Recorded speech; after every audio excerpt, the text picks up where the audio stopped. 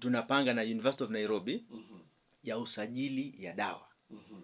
Tuweze kuwa real manufacturers. Na ukiweza kumanufacture dawa zako, kuna ile registration ya Kenya Bureau of Standard. Kwa hiyo ni kufanya tunaomba serikali iturahisishie kwa ile ada ya malipo ambayo kwamba wametupangia. Yani tu negotiate ili tuweze kutoa dawa, kwa sababu wakitukazia kuhusu ushuru, registration ya KEBS ndio iweze kuenda kwenye soko. Mfano African Standard Organization, ule ukaguzi wa viwango. Umepata vizuri? Hapo sasa, kwa sababu Pharmacy and Poisons Board walikuwa wametufungia mlango tusiuze dawa zetu, wakitutatiza sana. Sawa sawa, ujumbe umefika. Haya, kauli ya kumwaga msikilizaji. Mwalimu